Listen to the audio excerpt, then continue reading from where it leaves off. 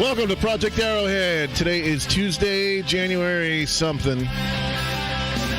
14th. 14th. Thank you. I had no freaking clue. All crap going freaking bullshit in here. And anyway, welcome to the show. I'm your host, Jim Sakowitz, and I am joined by the one and only Sarah Beer. Hey. Sarah, what's going on? Another day. Oh, it's a day, all right. Oh, God. So, what's new? I got those I don't think your microphone's on. purple streaks. Or get closer, because I can't hear you. Try it again. Can you hear me now? Nope. What? Keith, her mic's not on. Try it now. Can you hear me? Still can't hear you. I can hear. Can y'all hear me? No, all right. Anyway, I hear you. Just a reminder. Well, not really a reminder, but Project Arrowhead is brought to you by the Lansdowne Pub, the #1 spot at the Mohegan Sun, located in Uncasville, Connecticut. Dining and nightlife, great food, great music, daily specials, and more. Chef Randy does an amazing job with the menu. That's the Lansdowne Pub, located on the upper floor of the Mohegan Sun. The #1 night spot in the casino, actually in southeastern Connecticut. It's Thursday, 9:30, karaoke with JPO. JPO. And What up? okay, nobody can hear her. Now you can. Oh, now we can hear. We can hear her now. I got a lot going on over here right now, so I'm just forgetting to push buttons. Saturday night, also karaoke at 10 p.m. That is the Lansdowne Pub. Okay. Hi, Dad. Hi, Dad. So, remember last week we were talking about New Year's resolutions before we get to everything else that we're going to get to. Here are 8 things. These are Jim's 8 rules. 8 things to quit in 2020. Oh, right. All right. So, Sarah, tell me if you agree with them, and we'll go from there. Captain Spaulding, My that's right. opinion alone. Chicken and gas. Okay, these are the 8 things. Jim's rules to quit in 2020. Number 1, trying to please everyone. Preach. Okay. Number 2, fearing change. Number 3, stop living in the past. And, history's history for a reason. Move forward. Number 4, stop overthinking. I notice that's a big one. Don't overthink things. You know what you're doing, just do it. That's easier said than done. Okay, number 5, don't be afraid to be different. March to the beat of your own drum. You are who you are. Don't let anybody tell you otherwise. Don't be afraid to be different. All right, 6, don't sacrifice your happiness for others. I see people doing this all the time. They're miserable, but. Don't sacrifice your happiness for others. There's got to be some mutual ground in there. I'm guilty of that. Everybody is. Okay, and this is a big one. Stop thinking you're not good enough. Why are you laughing? I feel like you just read my diary. I don't know. Okay, all right. Well, anyway, stop thinking you're not good enough. You are. You know it, and that goes again with the stop trying to please everyone. Okay? Let it go. And number 8, stop thinking you have no purpose. And if you think you don't have one... I was waiting for a laugh on that one. Oh, no. Okay. I was going to say, if you think you don't have one, find it. Yeah. Just figure it out. Everybody in this world has a purpose. Find your purpose and follow those 8 rules. All right? Just to recap, stop trying to please everyone. Stop fearing change. Stop living in the past. Stop overthinking. Stop. Preaching. Stop being afraid to be different. Stop sacrificing your happiness for others. Stop thinking you're not good enough. And stop thinking you have no purpose. Jim's 8 rules to live by right there. What do you think? I agree. Okay. I agree. Some are tougher than others, but I agree. Well, nobody said it's going to be easy. Life's not easy. Truth. All right. And for there's Susan Dublady's on. Hi, Mom. Hi, Amanda. All right. For those of you that live in New England, yeah, definitely New England, especially southeastern Connecticut. Connecticut's Wicked Weekend is coming up. Ooh, what is and it's going to be February 21st through the 23rd.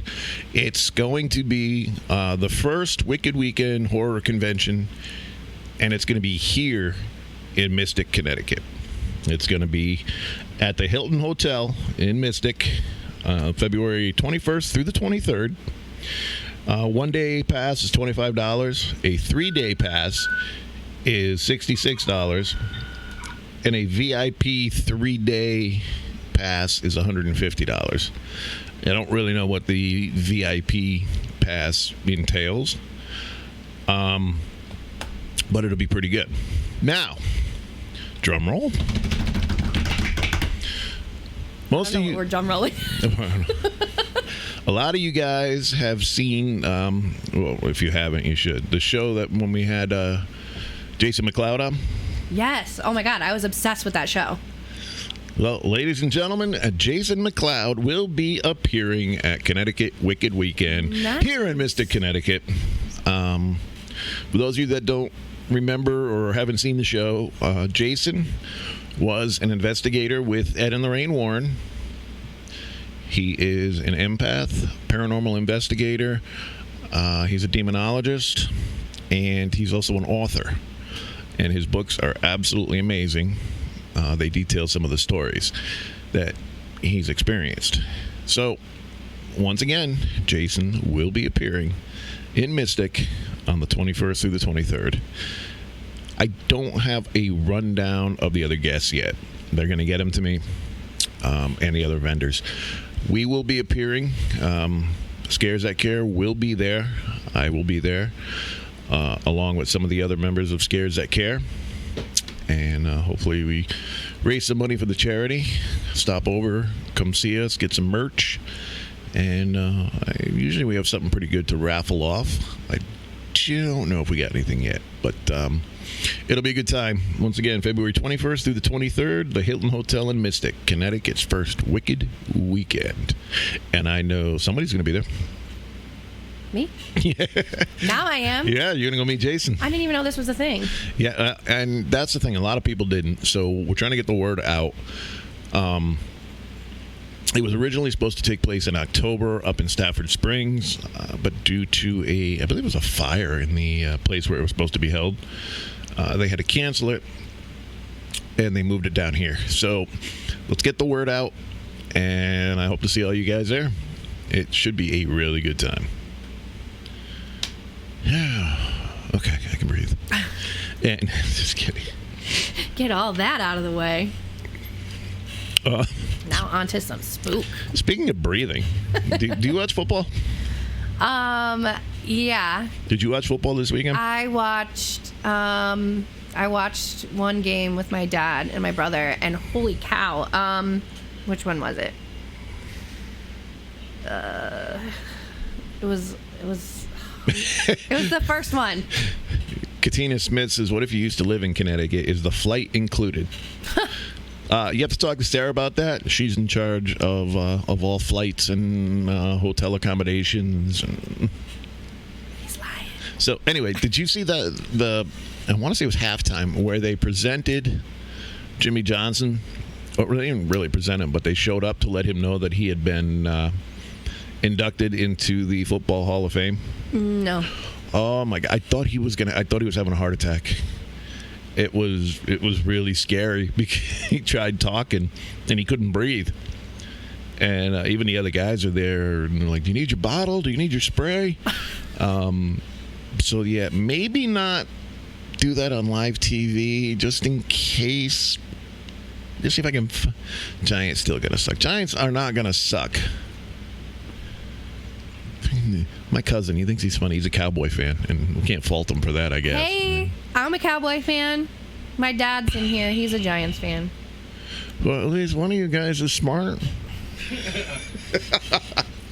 Okay. Guys, I won't be back next week. Yeah, actually, I don't think we have a show next week. Oh, we don't? No, I got to check. I think I have a powwow meeting. Ooh. But I will definitely let you know. Okay.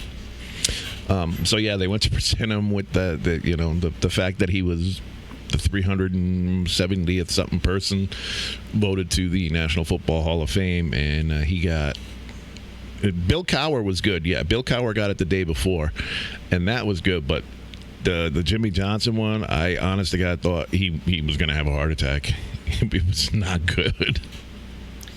No, I was watching it at a bar, and so you don't really pay attention during halftime. Yeah, most of the unless time. It's the Super Bowl, obviously. Well, but I don't know. Most of the halftime. do we know who's performing at the Super Bowl this year? Yeah, it's Shakira and J-Lo. You're joking. Wish I was. I'll go out and clean my car or something during halftime. Oh my gosh. I mean, I ain't gonna lie. I'll stick around and watch Shakira because who doesn't hips want don't lie? her hips do not lie. Who doesn't want to miss Shakira? I mean, who wants to miss Shakira? Yep. Committee meeting the 21st. College football is real football. I don't know. After I got so mad last night, they ejected one of Clemson's top player for a questionable hit that wasn't even called on the field. They had to go to replay, and they called it targeting and threw their top player out of the game. And after that, I shut it off. I'm like, nah, I can't watch this. I don't watch college football. So it's good. I'm looking forward to the XFL too. That's going to be fun too. All right, so today we're going to talk about your experiences with the paranormal. Everybody's had an experience. I guarantee it. Everybody. We're having experiences right now. Are we? Yeah, Jim forgets that he's on internet radio and doesn't give out the phone number. I haven't gotten that far yet. Well, Wow. get with it, sir. Okay. Anyway, we're going to start off. Sarah will start off with her experience. Oh, throw me under the bus. Do you want me to start off? Yeah. Okay, fine. I'll start off. Well, we'll trade. And then You do one, Sarah. I'll do one. Yeah, well, exactly. Okay. Yeah, then you're going to talk about your experience. But they should call in if they have one.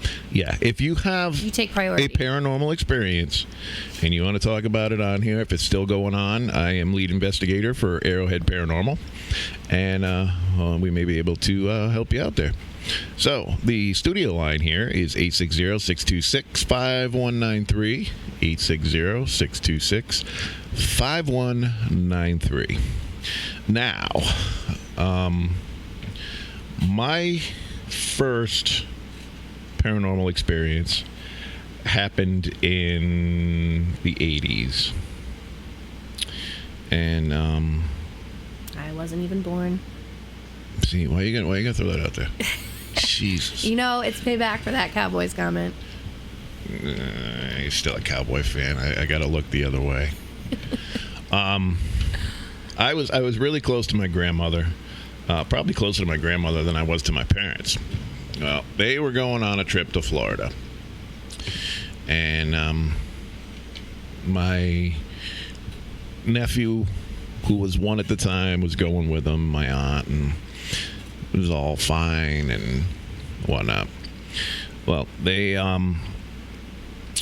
made it to Maryland. They were in a motorhome. Made it to Maryland, and my step-grandfather fell asleep at the wheel, went off the road, and killed my grandmother instantly, and seriously injured my aunt and my 1-year-old nephew, cousin. Now, my 1-year-old cousin suffered a fractured femur. Now remember, he's 1. So a fractured femur on a 1-year-old is not like a fractured femur on somebody that's older. He ended up having to be put in a full body cast. Now the cast went from the bottom of his rib cage down both legs with a bar in the middle connecting it. So he could not move either leg, and it was rough. He was in pain. It was rough. And we flew him and my aunt back up here, and we got them home, and they had lived with my grandmother. And we brought him upstairs into what was originally my dad's room, which was down the hall. And he was just screaming and crying. Now, he loved Mickey Mouse. Mickey Mouse was the bomb to him. And we're sitting there, and we were all frustrated because we couldn't get him to stop crying. We didn't know what to do. And all of a sudden, a Mickey Mouse balloon that was all the way down the other end of the hallway in a bedroom managed to float its way down the hallway into the room where he was laying and position itself right above him. And now this was witnessed by, I would say there was probably 5 of us there. And needless to say, our jaws just dropped. There was no wind, nothing. It just floated in the room and stopped directly above him. And as soon as the balloon stopped above him, he looked up and he stopped crying. And I swear there was like a smile. And we all just looked at each other, and I mean, we got goosebumps. We knew something was up then. So later on that night, we had gotten him to sleep. He was downstairs with us so we could keep an eye on him. And everybody that was there, we were all downstairs in this one room. And we heard footsteps walking around upstairs.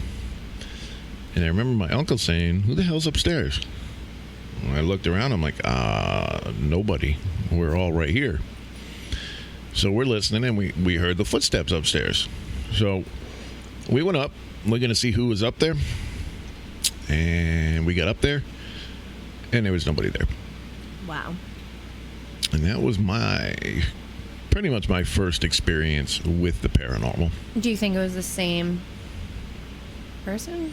Oh, yeah, I'm sure 110% that it was my grandmother making sure that Jason was okay before she crossed over. That's cute. So that's my story. So I kind of, it's not as intense as that, but not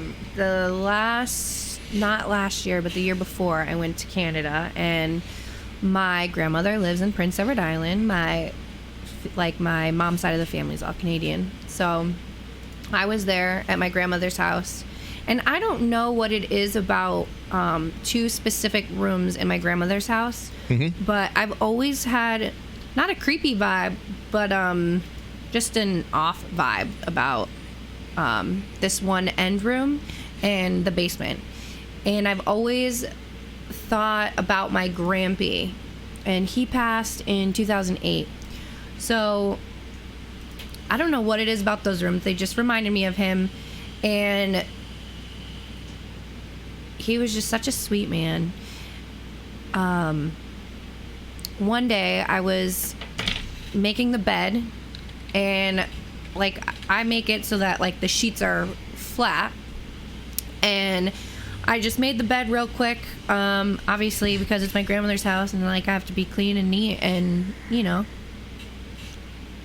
And I made the bed, I walked out, had breakfast, hung out with my grandmother in the living room watching some TV, and it was only us 2 in the house, and I walked back into the room to go get changed for the day, and there was a handprint right on the bed, perfect handprint, and I was like, no.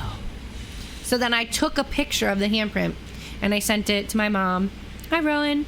And I was like, no, like, this is crazy. And it was like perfectly placed handprint. And I put my hand in the handprint, and it was bigger than, like, it wasn't my hand, you know? Like, right. I put my hand in it, and the handprint was bigger. So that kind of freaked me out. I didn't tell my grandmother. Maybe I told her, maybe, like, not at the time I didn't tell her. I told my mom, I was like, don't tell Nanny. I don't want her to freak out. She might know now. If not, sorry, Nanny. Like, this is how you're finding out. But You're great. it freaked me out, all right? And then so this same visit while I'm up there, because I stay for, well, this time I was up there for like 3 months. But I'd say within the week, I was sleeping and I just kind of felt this presence behind me. And I kept hearing, Sarah, Sarah, and I turn around, and I felt tapping on me, and I turned around and no one was there. But I felt the tapping on me. And then that, like, but it was in the same room. And I feel like it was my grampy, and I don't think, I always thought to myself, if I ever had, like, a paranormal experience, that I would probably die of fright. And I didn't, I was scared, but I wasn't terrified, I don't know. Most paranormal experiences are so subtle. It's not like you see on TV. It's stuff like that, like what you said. And yeah, that's great. Has it happened since? Not, I don't think with my grandfather, but the experience that I had with you guys going to the Leffingwell house was crazy. And I believe that was after, I believe that was the summer, it was the Halloween after the summer that I had experienced that. And I thought to myself going into this that I was like, I am not going to believe this until I really see it for myself. And I was going in a big skeptic, and I was like trying to logically explain things that were going on in like the rooms when we were doing like the flashlight, like asking it, like, for those of you who don't know, they were using a flashlight in this room to communicate, and if it turned on or off, that was like the spirit connecting, answering your question. Now, hold on. Let me interrupt you for a second before you continue. Please correct me if I'm... basically what we do is we take a regular mini mag light and we screw the top on just enough so that it's barely on, but the light will be off. What that does is the entity will use its energy to turn the light on and off. I mean, it's not going to turn it on with the button. And people will say, oh, well, I mean, a vibration will turn it on. When you ask direct questions and you say, is this true, or are you here? Turn the light on, and it turns the light on. And then just for verification, you say, okay, can you turn the light off now, please? And the light goes off. Then you know. Yeah. And even with that in mind, though, like, I still, like, going into it, I'm still, like, logically telling myself this. And I was sitting in the room, and I was sitting on the floor, and I had kind of felt this, like, I don't know, like someone brush up against me, and I didn't even think anything of it. We were leaving that room, and I turned to my mom, and I said, Mom, did you touch me back there? And she goes, no, why? And I was like, well, I felt something touch me. And she was like, oh, well, it wasn't me. And she knows me. She would not do that at this time. Like, she would not, like, try to prank me or right. Because we're here to, like, legit, you know, find out for ourselves if this is real or not. So 100% she wouldn't do that. I wouldn't do that. So I left the room. She said, no, it wasn't her. And I'm like, okay. So I kind of had like a tip in me a little bit. And then we go downstairs, and I remember that was where this, it was Hannah. I wanted to say she was 8, right? And she died of consumption. So tuberculosis. Yeah, tuberculosis. And she was so active. At one point, my mom's throwing me under the bus. She's like, do you know my daughter's name? And I think it said Sarah. I can't remember if it did or not. No, it did. But I was shocked. and it seemed to like have this like draw to me. And it was me, Sam, my mom, and Sam's husband, Patrick, sitting on the floor. And Patrick goes, "Why didn't you touch my hand?" And I was like, "Patrick, you're crazy." But then I guess she did. And I was like, no. I'm going to feel this now. If this is going to be the determining factor. So I sit down. I put my hands down, like, for you guys to see, like this. And I was like, okay, you can come play with me if you want. Touch my hand. I don't know. And the coldest feeling brushed over my hand, like almost like it was like holding it like this. Mm-hmm. And I put my hand down like this, and I could move. The difference in temperature just from here to here was crazy. And it was like, I can't even describe to you how cold the sensation was. Like, you know, you read in ghost stories, like, you know a ghost is present because you get like that chill, but like you cannot describe this chill until you feel it yourself. And do you know why that is? No. Because they suck all the heat out of the room as the energy. The energy? Yep. Yeah. So, yeah, that was crazy. And then that was the moment I was like, all right, this is real. And I was actually sitting right there and watching it, and it was some of the most interactive I have ever seen. Now, for those of you that don't know, the Laughing Well Inn is located in Norwich, Connecticut, and it's been there since the 1700s. They've had meetings for the Revolutionary War there. George Washington's been there. Chief Uncas from the Mohegans. You name it. Benedict Arnold, who was born in Norwich, Connecticut, was also there. There is a lot of activity inside the Laughing Well Inn. And I think it's coming up soon, where, if you're not familiar with the Revolutionary War or Benedict Arnold, he pretty much burnt down the city of New London, or led the attack that burnt down the city of New London. Every year, he's honored, for lack of a better word, where the mayor of New London leads a march, and they walk Benedict Arnold's wooden leg from New London all the way to Norwich to the Laughing Well Inn, where it's put on display.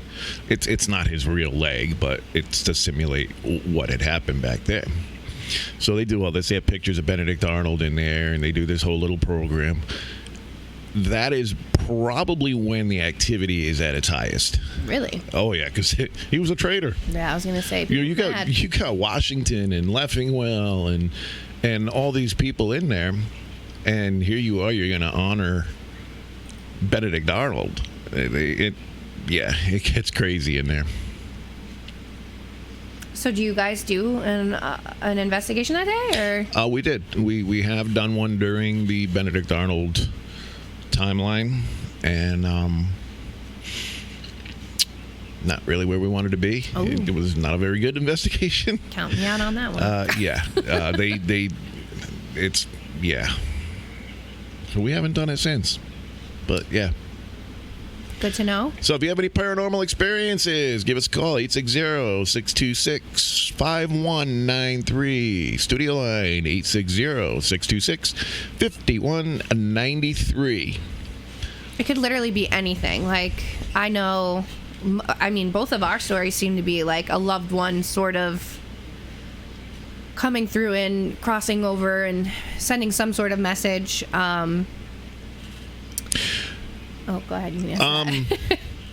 We don't only do Connecticut. I do have a case that we're going to be doing up in Maine soon, hopefully soon. And Trisha, I'm sorry.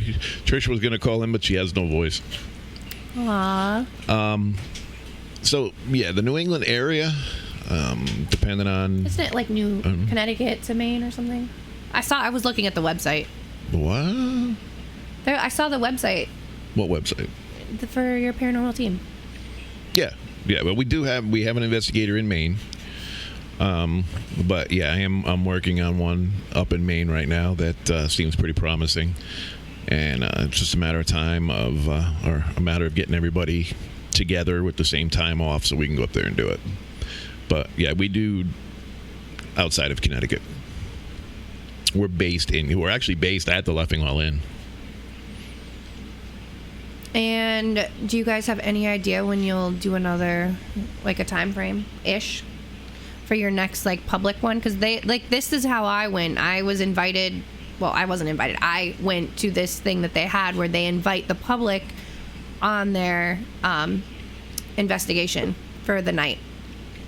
Yeah, we bring you guys in and we let you use all the tools, and basically we'll let you guys do the investigation. We're just there to help you and oversee, and people are not disappointed. Yeah, Sarah, she'll tell you she was there. That's what I'm telling you. That was some cray-cray going on over there.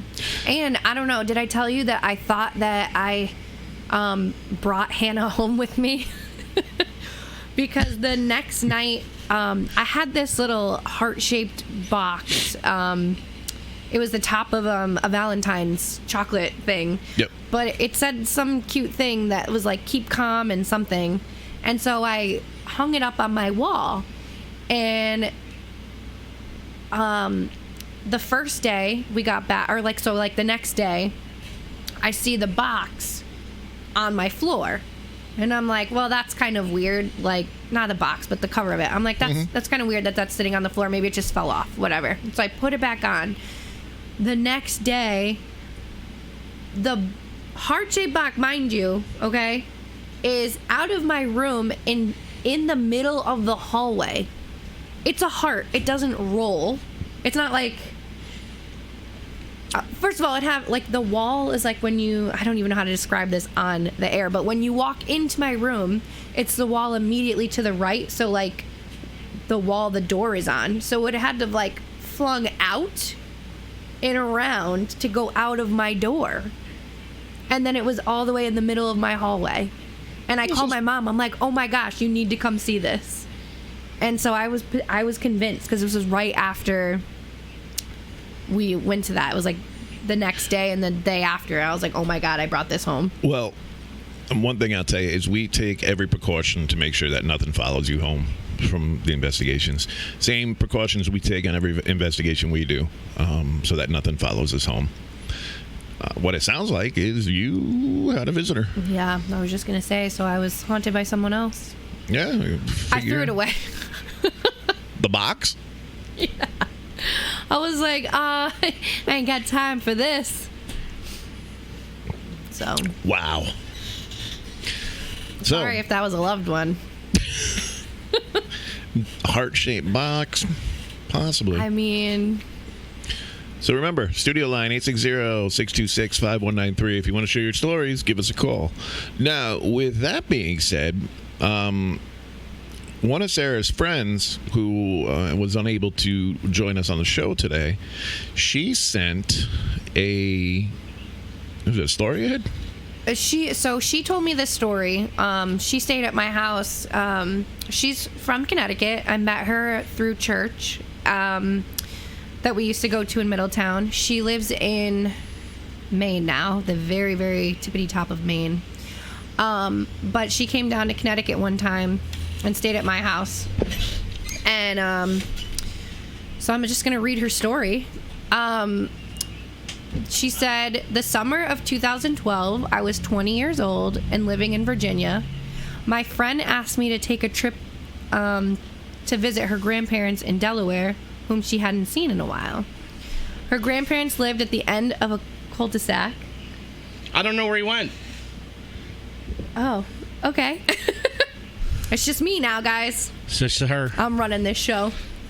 So, her grandparents lived at the end of a cul-de-sac in a big semi-newly built home on a hill.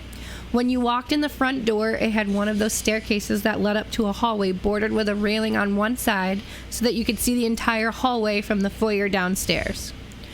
Her grandparents slept in a different wing on the first floor of the house. Both her grandparents struggled to get up the stairs, so their bedroom was downstairs. That night, I was going to sleep, and my friend helped me bring my things into one of the 4 bedrooms where I would be sleeping. She had planned to sleep in another room down the hall, but stated she would be downstairs on the computer for a while. I was exhausted from our 6-hour trip and had no problem falling asleep. I left the door open for a little bit of light.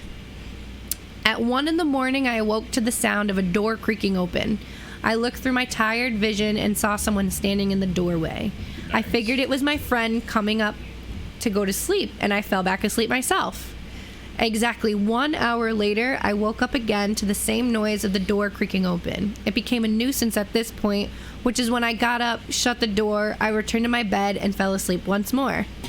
Girl, I would have more power than me. I'm here. I just had to stand up for a minute and stretch my back.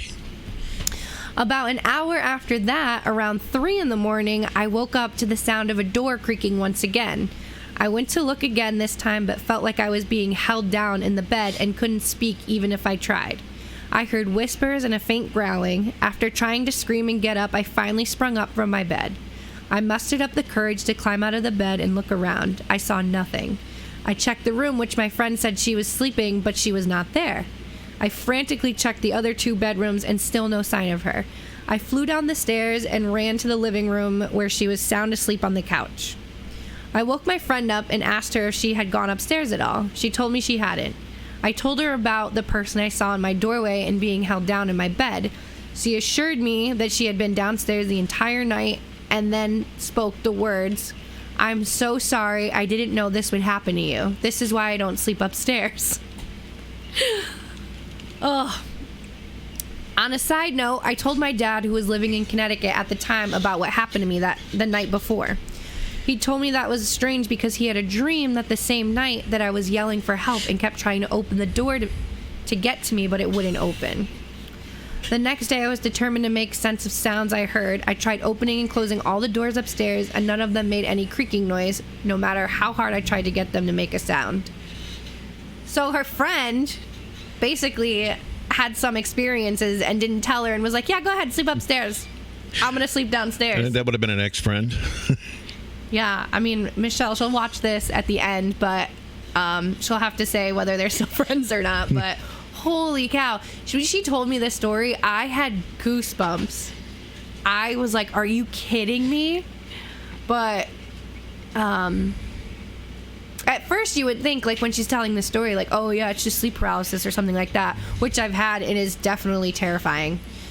But the fact that her friend was like, "I'm so sorry." Wow. That's crazy. And she actually told that story to, do you know the morning show, Elvis and Duran morning show or whatever it is? No, it's like a big morning show. But anyways, the girls on it have a podcast called Acquired Taste. Mm-hmm. And they were so freaked out by that story that they did something with her. I think she won tickets to something because of that. But that's crazy. Absolutely crazy. Wow. Yeah, you're right. She set her up. She probably, you know what? She probably was like, you know what? I wonder if I'm crazy. I was going to say that. Maybe I'm crazy. Let me see if somebody else experiences it. But, I mean, that stinks. I would have, a good friend would have been like, "Hey guys, I have a favor to ask. I think like this place is haunted." No, but you know what? No, I know. That gives them the... Exactly, because if you tell somebody they're going to see something, they'll see. Then no matter what, they're going to see something. Yeah. You let them go in blindly like that, and then it's like, hey, what's going on? So, I mean, I can understand that. I can understand why she wouldn't have told him. Who's Dr. Venkman? Was that a joke? Oh, my God. Did you really just say that? I mean, it sounds familiar, but Dr. Venkman? Who are you going to call? Oh, that's why it sounds familiar. Wow. You know, my dad is litmus the epitome of, like, dad jokes, so I just never know. Hey, we got one of the Ghostbusters on here. Jim, you still on there? Jim Maurer. He's one of the Colonial Ghostbusters. They dress up as the Ghostbuster guys, and it's awesome. They got the whole get up. Oh, I just remembered. Oh.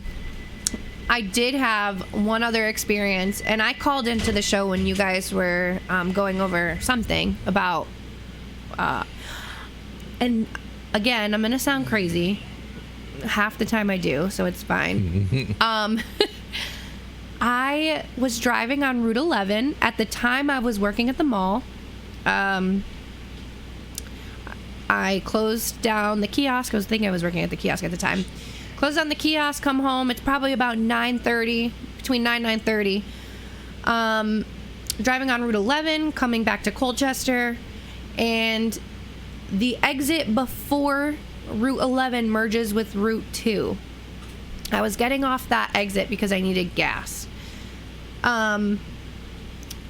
Nobody is on Route 11 with me. It's a weekday. It's 9 o'clock, 9:30 at night. Not usually a lot of cars on Route 11 in the first place, but all of a sudden, a car kind of speeds up behind me, and its headlights are so bright. And the only reason why I'm noticing it is because the only reason why I noticed this car anyways is because of how bright the headlights were, and I could see it in my mirror reflecting in my face, and I was getting really annoyed.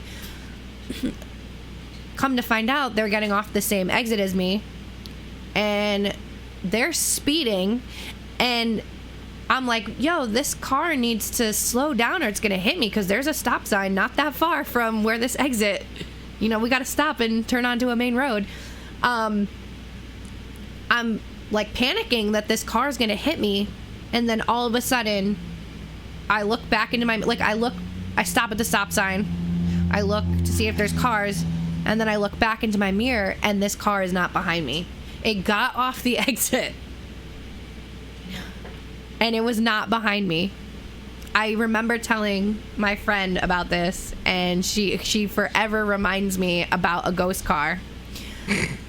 That's what we call it, the ghost car. I've heard stories about ghost cars. But I was like, there's no way. But there's no, what logical explanation could there be? What would be speeding behind me with two lights and then just disappear when it's so close to hitting me that I think it's going to hit me? Mm-hmm. That's something else that was very strange that happened to me. But that was probably, I'd say, 7 years ago. Wow. And forever, oh my gosh, my friend Gwen said the same thing. I swear that's happened to me on Route 11, same exit. That's one of the reasons why I won't drive on 11 at night. I'm not crazy. I know I sound it, but... Yeah, there's been multiple sightings and complaints. On Route 11? Yep. Interesting. I wasn't going to say anything, but now that you've all said it, yeah. But, do you know any history behind it? Or is it, the same story? No idea. Same story. Same exact story. That's crazy. Because I grew up reading, these books about stories about local stories. So, I read ghost stories in the Maritimes about stories there. This is something I feel like would be something I would read in, a Connecticut book or a New England book. You know what I'm talking about? Those books? Oh, yeah. There's a lot of good books out. If you go to Mystic Village, they have a lot of good books over there. Haunted. That's probably where I would have found a book like what I'm talking about. Mm-hmm. I'm gonna get back to you guys. I need to look this up. Route 11, Haunted Highway. Maybe that's the reason they won't continue it. Dun, dun, dun. You should go up and see the woman in white. Is that Maud's grave? No? No. Okay. I don't know the one. I can't remember where it is, but she's outside the cemetery, and she walks in the middle of the road, all dressed in white. Oh, I've heard of this. And oh my God, I apologize. I'm a little distracted right now. For those of you who don't know, somebody who I went to school with, who I was friends with, who I consulted with at physical therapy and all this and that. has been accused of murdering his wife and 3 children in Florida. And I was waiting and hoping that the story wasn't true, but I'm reading on the Current right now that they have identified the 4 victims and have the suspect in custody, which would be my friend Tony. Craziness. I don't understand what causes people to snap like that. This is the absolute last person I would have ever thought did something like this or would do something like this. He had a physical therapy business here in Colchester.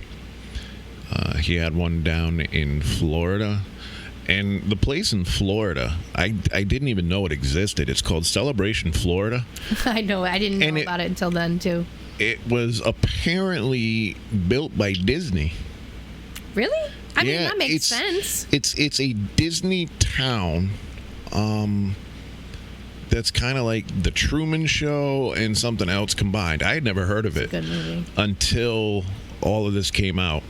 And as much as I wanted it to not be true, all the reports are leading to it's true. I'm gonna be a little naive. I'm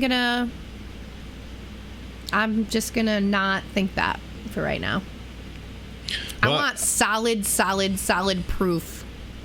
That's what I was saying, but now it's right there. What did they? So this is an update because this wasn't as of this morning, and I've been at work all day. Yeah, So. they weren't. Like, first, they were saying it was a murder investigation or death investigation. They called it. And they weren't given the details of how many. But they released a report that I am sorry to report that 4 bodies have been found in Celebration, Florida. Tony is at the hospital. They have no further details, and we'll update you more. And then this is please pray for the family.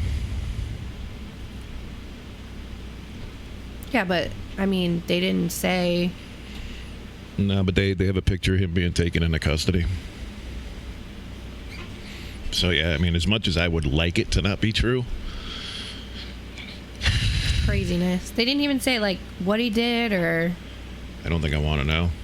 I mean, I know that sounds weird, but like, did he stab him? Did he shoot him? Like, did he poison them? Like, I mean, I guess that kind of makes a difference. And the media is going to twist it. Which I think is why it's not a gun, because that would be all over. Not necessarily. I know what you're saying though, but Yeah. I don't know. I'm sure details will be coming out soon, and I mean, like everything, they'll have a press conference. This was national news, so I'm sure everybody will know about it soon enough. Were you in that Facebook group? What Facebook group? So the family started a Facebook group originally because they were missing from January 6th. No, I wasn't in that group. Yeah, I got invited to it. Well, obviously because where I live, so like everybody knew him. He was from Colchester, I think, because of his practice there. But okay. All right. I am convinced that Facebook listens to everything we say. I'm just looking at his screen. That's crazy. Is that not the craziest thing? Here we are. I'm talking about Shakira and her hips don't lie, and what pops up? Shakira dancing. That's weird. I mean, it's not weird. We know that. It's weird. It's It's just becoming our reality now. Yeah. Yep. That was. Yeah. I don't get it.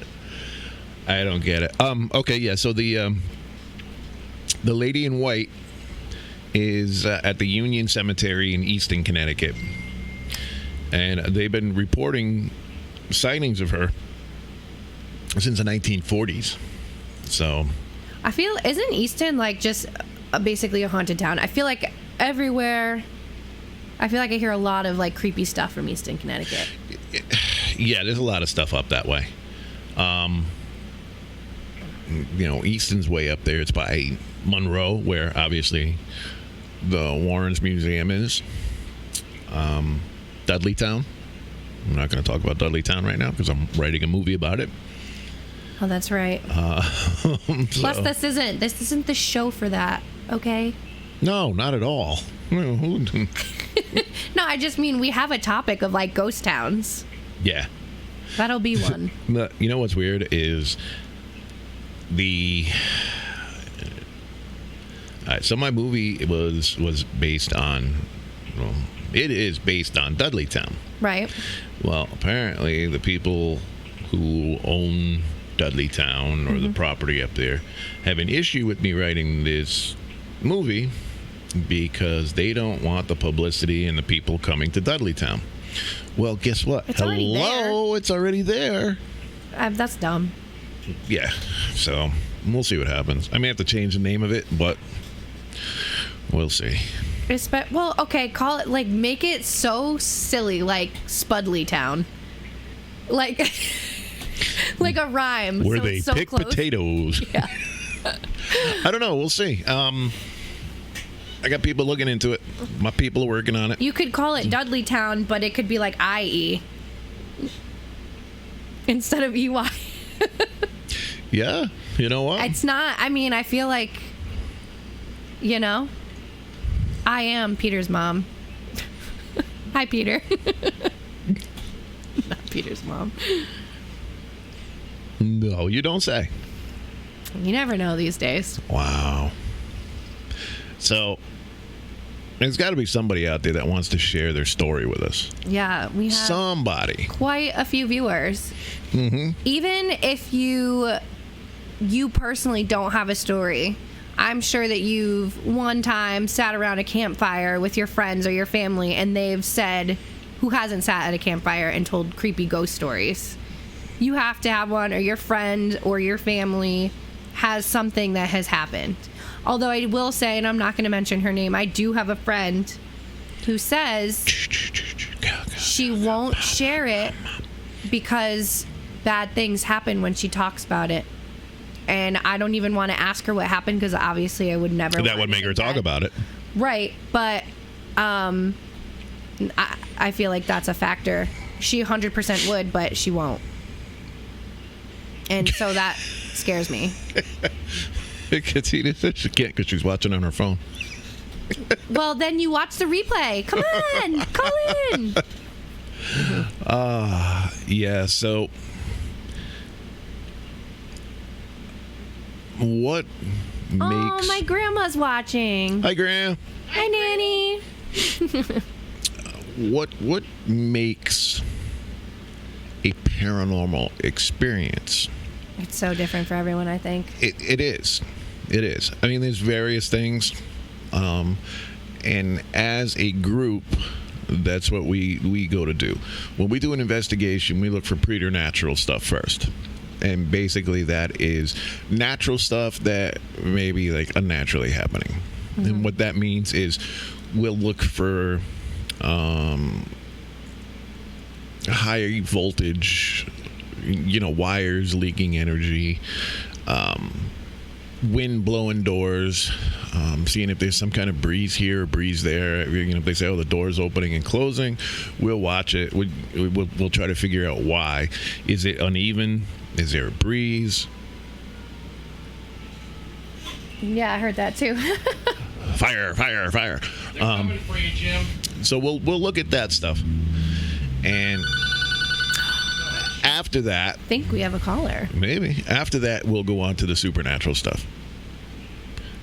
So... I think people have a misconception that paranormal is, like, terrified. Yeah. Yeah, well, they watch it on TV and they see all that crap. Ever visit the psychic Carl Hewitt on Route 85 in Salem? He used to talk to an...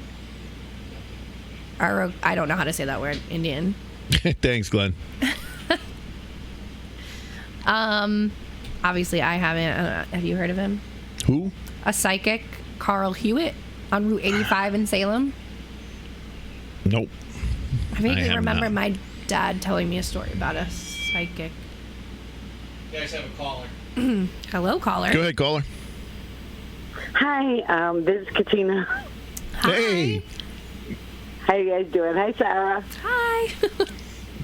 Actually, there's quite a few things I could probably share. As I said, I'm from New Orleans. I lived in Connecticut for about 10 years, but one of the most interesting things, this was not my experience, but sort of. I was going to a high school in the Central Business District, and there was a guy that lived in a house on a street named Orange Street. I don't know if you're familiar with the author Victor Klein, but he includes this house in one of his books. They're really good books about some haunted places in New Orleans. Anyway, I got invited to this party at this house, and I was going to go, but I didn't go, and I had heard stories from my boyfriend about all these different things happening, you know, like he felt a hand touch him on his shoulder when he was there, and the house was supposedly haunted and all these things, and you know how they found a rosary, a grandfather clock just stopped working, and then there were these rosaries entwined in it that had stopped it. They went into the kitchen one time, and there was like a roast, and the table was set, and there was a knife stabbed into the roast. Well, not long later, maybe 6 months later, my mom says, "Hey, Katina, look at this," you know, and there's this New Orleans magazine that published a story about it. Well, evidently what happened in the house was, and it only happens in the parts of the house that were originally there. When the housekeeper was there, evidently the housekeeper or whatever got impregnated by the master of the home, and the child, they had a child, but the child was like Down syndrome or something, and they buried it in the wall. Oh, jeez. And they had already told me that there was a stain on the wall that they couldn't even cover with quills or anything. They would put paintings over it, and the paintings would steadily fall.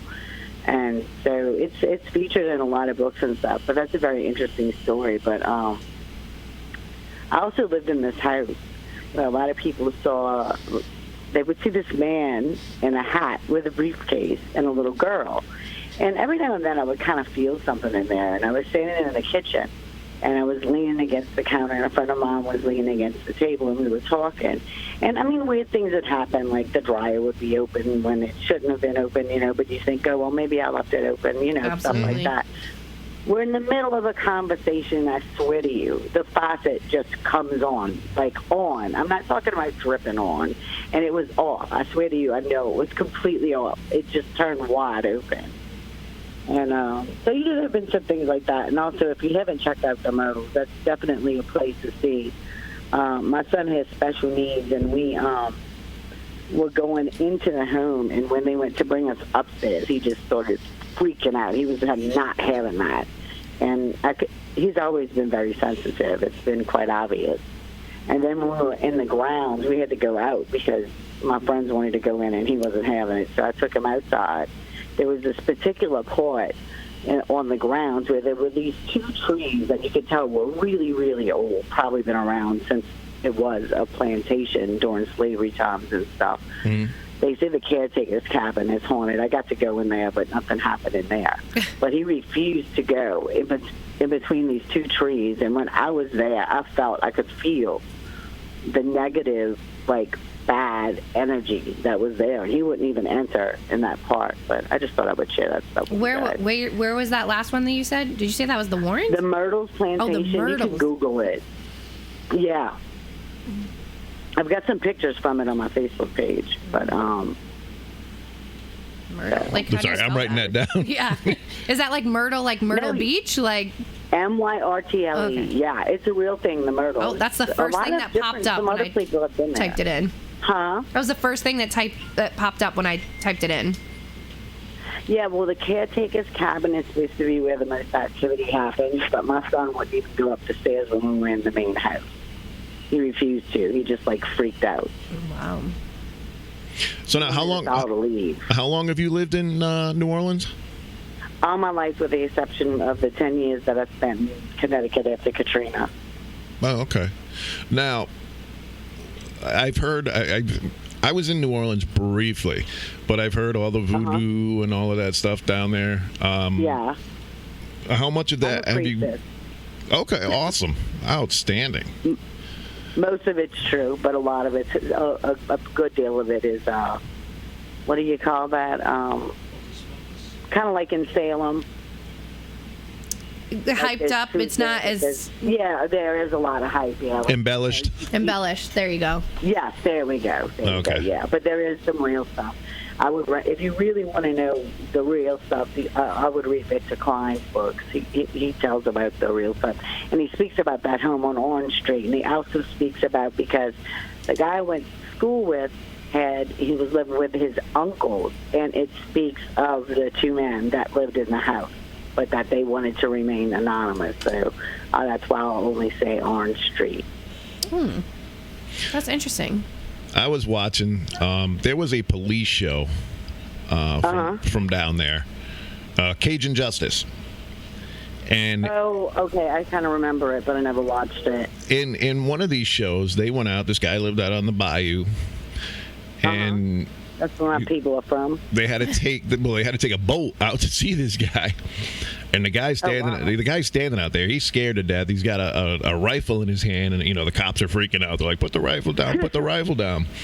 And they went out, and they're like, "What's going on?" And this guy swears up and down that he saw a chupacabra. Oh, yeah. There's lots of, they call it here, really, most people call it the Rougarou. The Rougarou, that's what it was. You're right, the Rougarou. Yeah. There's And- a legend about it. Like, and when you're growing up, they threaten you. The Rougarou's going to get you if you don't behave. Well, they went over and they looked, and sure as hell, I mean, there was something in the weeds that had something ran through there. Now they're in the middle of the bayou, so I don't know what ran through. So they looked at this guy's video because he says, "Oh, I got it on video." And the look on their face when they watched the video, I mean, these two cops, they turned white. Really? What part of the swamps were they in? You know what? Do you remember what town? I don't remember. But if you look up, God. Cajun Justice and Rougarou, I think they have it on YouTube. I'm going to have to check that out. So they go looking, they don't find anything. Later that night, Well, of course not. Later that night, they get a call from like nearby, and it was a farm, and this guy's, I think it was cows, were ripped to shreds. Oh, my God. And they're over there, they're looking at it, and they're like, "Oh, I cannot wait for this night to end." Because now they're thinking that it was the same thing. Whatever it was that was over in the swamp just came over here and just tore up this guy's cows.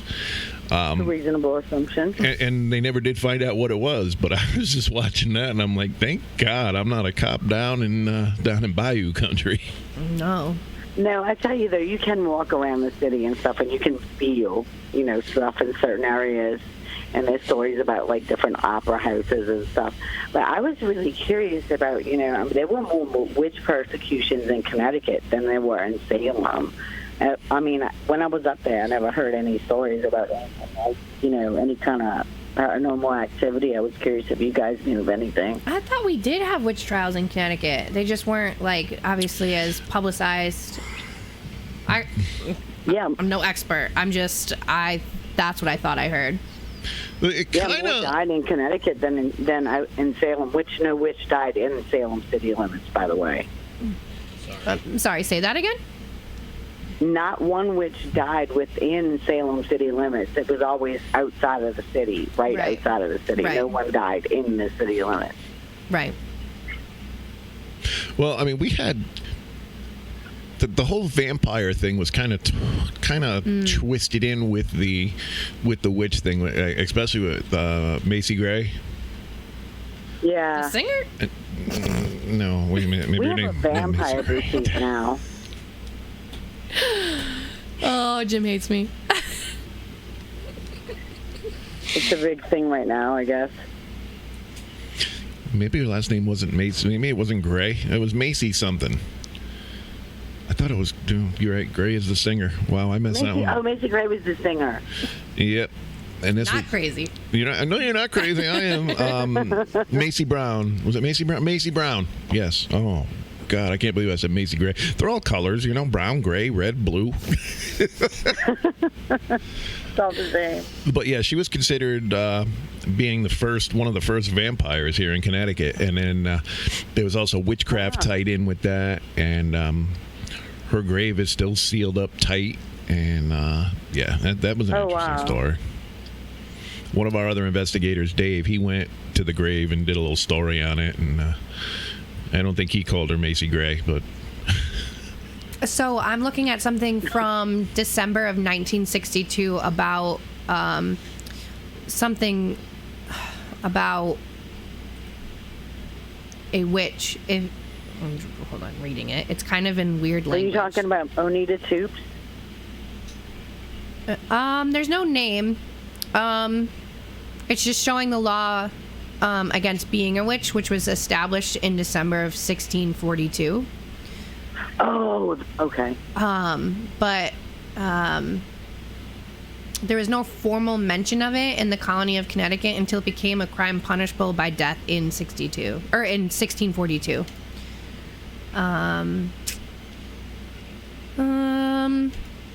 I think there was some in Hartford. Oh, okay. So Alice Young and Mary Johnson. They still had stocks, I think, in Hartford. Like a couple of them, like saved. Mary Johnson, I think, is that who you were talking about before? Yeah, that's probably who I meant. I accidentally used the name of someone from here. Sorry.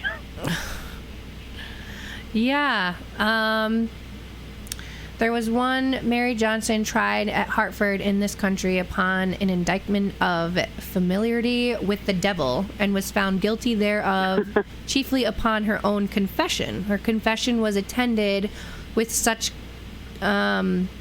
convictive circumstances that it could not be slighted. So, yeah, we had some in Connecticut.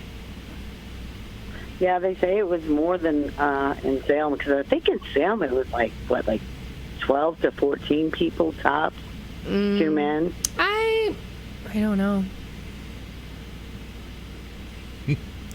Oh, the execution of the Greensmiths. Sorry, I was just curious. No, like you got me curious. I think we can do it. I mean, we can do a whole show on Connecticut witches. Yeah, we could. We can have snow involved. Should. That would be fun. Absolutely. Oh, snow would be such a trip to have on here. Yep.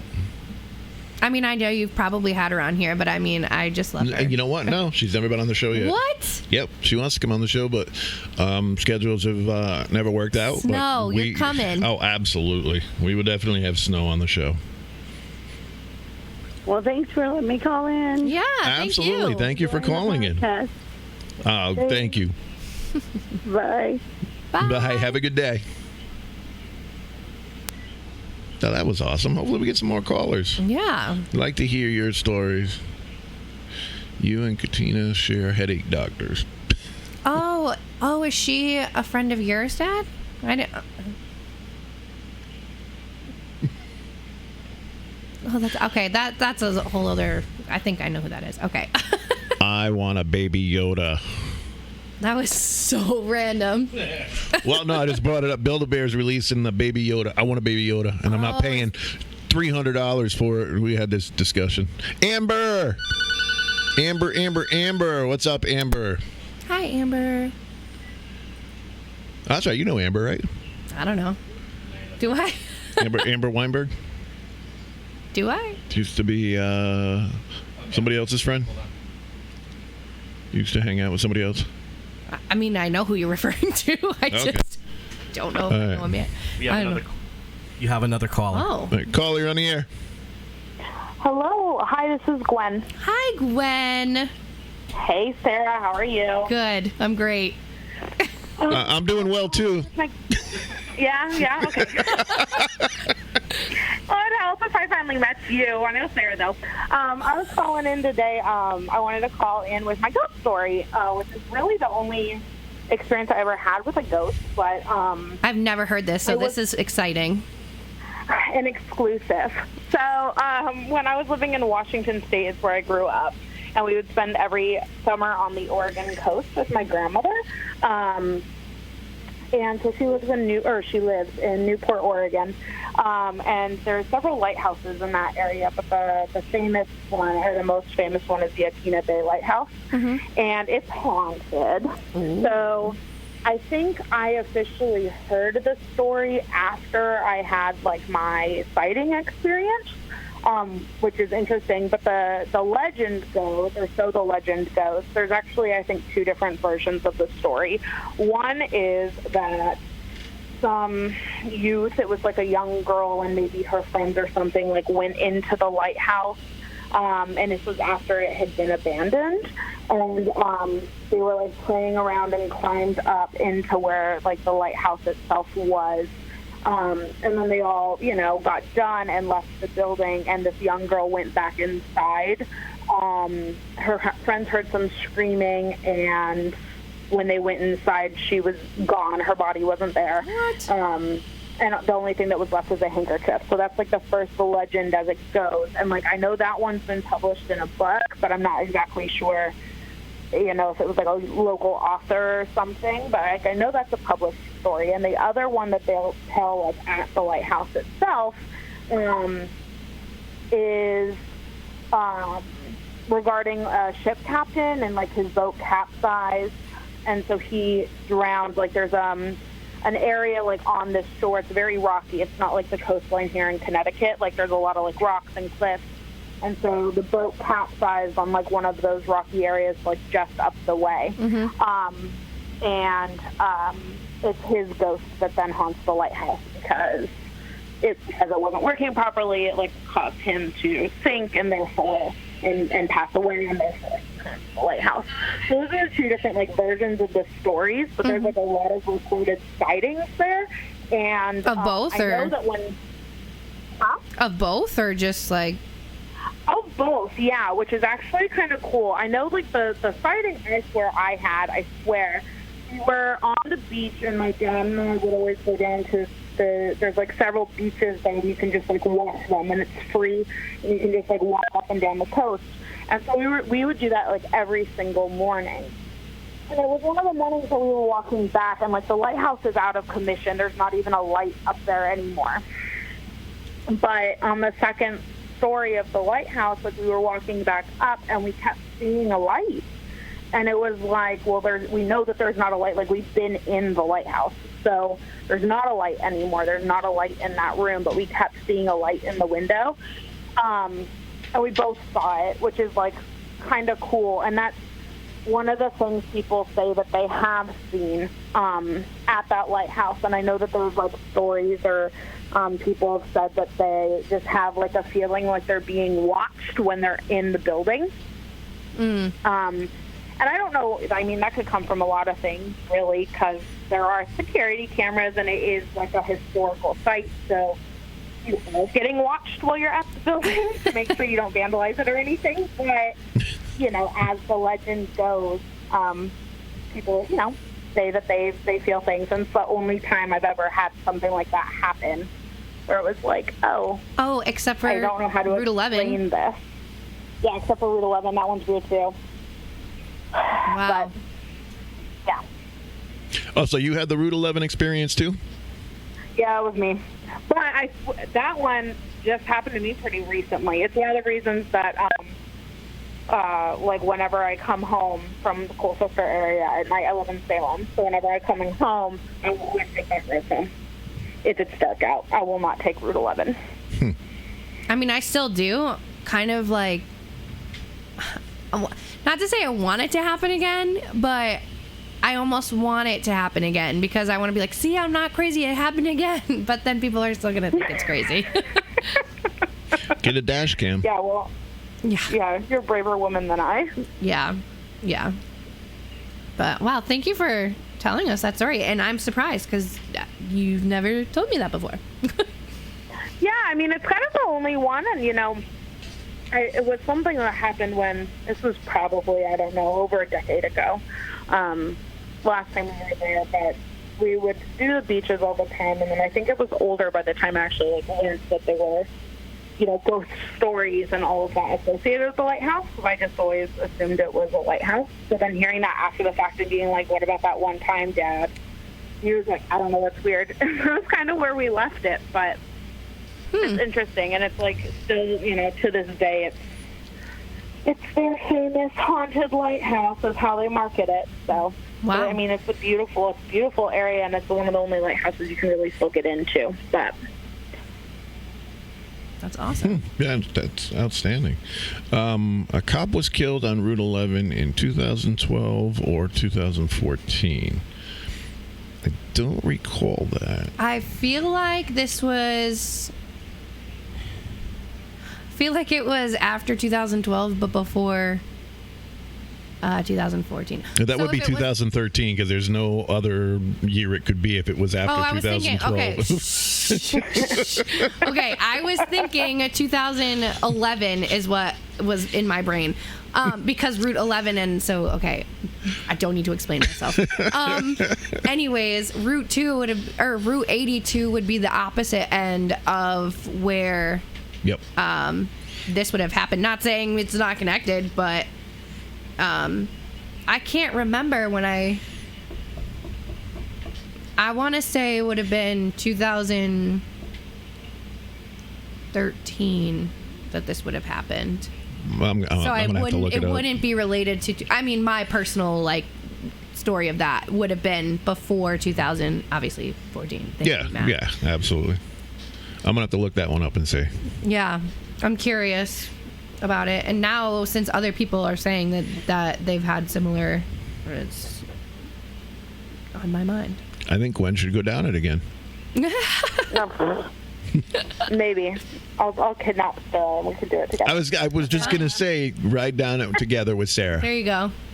Yeah, there you go. That sounds like a plan. We can report back. Yes. That way, one of you guys can work the camera, and the other one can drive. And Safety first. Yeah. that would be great. I don't know what. Oh, she's linking. Okay, yeah, I am actually interested in reading those. I love those books. I would read those books. And Gwen's like, "What are you talking about?" Yeah, no, sorry. I'm responding to the comments. I assumed. I assumed. Gwen's a smart girl. She knows. Well, thank you for sharing that with me. Yeah, absolutely. That was awesome. Yeah, so that's my only little one. But it's an interesting place, and I actually think, just the stories, I don't know, I'm really, I miss living on the West Coast, and I miss the Oregon coast specifically, so, all of those types of stories are always really interesting, and it's such a pretty area, too. You can kind of, it makes it easier, I think, for me, anyway, to, picture it, so that's why I've always just been drawn back to that one. Yeah. Yeah, that makes sense. Oh, and your story actually reminds me of in one of the books that I read for Prince Edward Island, in between, I'm thinking this is in between New Brunswick and Prince Edward Island is the Northumberland Strait, and there is such thing, or sightings, if you will, of a ghost ship. And I don't remember the backstory, but I think it's something very similar to your story of the captain and his boat capsizing right there. And Yeah. but I also feel like there's another version of a burning one, so people feel have seen a burning ship in the Northumberland seeing Strait. something burning, because that makes me think of all of the legends that go along with. So we were in Washington and we were on the desert side, but Deadliest Catch, they all hub out of Seattle. Uh-huh. And the ports in Seattle, and then go up, and all of those guys have stories of ghost ships and ships that have gone down. It's once you get up into the straits that are in Alaska, because it's just such a deadly area. It happens all the time. The boats capsize and go down. Yep. And so that reminds me of those types of stories where. And if I remember correctly, it took out a couple of the boats from the Deadliest Catch, didn't it? Yes, yeah. I think one or two from the original season. Yep. And the original set of, guys that were out there. I think two of those ships went down, I think. That sounds right. I want to say it was two, yeah. Yeah, so. It's crazy. Well, we're getting a lot of articles on here about people killed on Route 11. I know. I feel like I knew about the 91-year-old because that was recent. I feel like I know none of these stories. I need to pay more attention to my local news, clearly. Well, it's NBC, so that's where. No, I'm just kidding. I'm kidding. Kidding. 2011, one person was killed in a one-vehicle crash this morning on the southbound side of Route 11 in Colchester. Okay. No date? No, October 20th, 2011. Oh, okay. But- Yeah, I read that one. Right, but I guess I was confused because it just stopped there. Oh, well, what more do you need to know? I guess. So 2011, I guess, would make sense. And Gwen, I mean, she moved here. When did you move here in 2015. Right, so okay. Yeah, and then I would have moved to Salem in 2016. Yeah, so you Okay. probably, yours was more recent. Yeah, mine wasn't. I think it was either like exactly a year ago or maybe like a year and a half ago. Oh, wow. Yeah, I want to say mine was like 7. I'm gonna have to go take the team and just Drive hang back and out forth. and drive back and forth on Route 11. But she said it's that exit, it's the same exit, so I wonder if it's Same really- exit. Yeah. Okay. Have you guys ever been to the uncompleted part of Route 11? I've always wanted to stop and go walking down there. Yeah, same I've here. hiked up there before, like a little bit, because there's like a place you can park, because I live like less than a mile from there. So there's a place you can park that's right down at the base there and kind of walk up a little bit. And I've done it before, but I've never like walked back very far or anything. All right, we're doing that this summer. I've always wanted to check that out. We're all doing it. We're going to make a Facebook group and set a date, and everyone's coming. Sounds like a plan. Let's check out the most haunted places in southeastern Connecticut. We should, that would be cool. Oh my gosh, like a booze cruise, but like, No, not like a cruise, but like a paranormal booze cruise. you can't mix paranormal and alcohol. Are you kidding me? That's the fun part. Yeah, when you bring something home with you because, you're hammered, yeah, that's real fun. Like, we just don't tell, like, we are so. You're not going to tell the ghost? Is that what you were going to say? No. We don't tell them. We don't tell the people that, we know. Right? But they don't. It's an experiment. This is, I call the rights to this show. Oh, You my heard it here God. first. But, yeah. The Sarah Beer Brews Cruise. You know what? It's got the perfect name. You're welcome. The Sarah Beer Brews Cruise. I would copyright that shit right now. Get that. You really should. I think that's $2 million. Done. idea. Magic. Well, Gwen, thank you for calling. If you have, You're welcome. Thanks, guys. if you see anything anymore, let us know. Will do. Thank you. Hey, take care. Have a good one. All right. Melissa said, "Is the lighthouse in the middle of the Thames River really haunted?" That's a good question. Keith. Yeah. Thank you. What lighthouse in the middle of the Thames? I don't remember a lighthouse in the middle of the Thames. You mean the Thames? Ernie's Lighthouse. There's Ledge Light, which is in the over in the ocean. That one's haunted. That was the lightkeeper's fiance or wife ran away with a sailor, and he was so distraught that he jumped from the top of the lighthouse, killing himself. Yikes. And that is the Ledge Light Lighthouse at the I guess it's at the mouth of the Thames River. So yeah, I guess that one could be in the Thames River. So yeah, if that's the one you're talking about, then yeah, absolutely. What's the one that's right out? Probably the one I was just talking about. Is that it? No, because The one that you see from Ocean Beach? Sure. I don't know, because I used to take the ferry to Long Island all the time, so I'd drive by. I would float by. What would you call it? I would Sail by. sail by. Guys, Yeah, that's the one. it's not Monday, but it feels like one. Yep. Drove right by the lighthouse. Drove right by it. Right in the middle of Thames. Yeah, that's it's pretty. I just never really knew. Yeah, that's the one. Yeah, the lightkeeper, like I said, his wife ran away with a sailor. He was distraught. One night he went over and he jumped off the top of the lighthouse and killed himself. And supposedly he haunts the lighthouse. Interesting. I didn't know that was a thing. Now Yeah, they've actually done TV shows on it. Interesting. Word? Yeah. Did I just say word? I said did, word. And I feel like... Word. Hey, I've Sorry. beatboxed on this show before, okay? Damn. It was actually pretty good. I'll have to find that clip. Yeah, I don't know where it was. I was beatboxing, and O'Grady was actually okay. cutting a I rhyme. remember that. I remember that. Yeah, although I got to say my beatboxing was better than his rhyme, but hey, okay. Well, I mean, we all can't be... Word. Just end it there. Yeah, right? I won't finish that thought. Anyway, brings us to the end of our show today. Again, there will be no show next week. And we will be back the following week with a topic yet to be determined. Sarah will let you know. I got them all. Look, okay, so if you go to the page, let us know. Because we want you guys to be involved. Because today was a cool show. You guys called, we talked, we chatted. Yeah, had a good time. Whatever you guys want to talk about, we will talk about. And if not, we'll just tell you what to listen to. But that's not as fun. That's right. And don't forget, Connecticut's Wicked Weekend, February 21st through the 23rd at the Hilton Hotel in Mystic, Connecticut.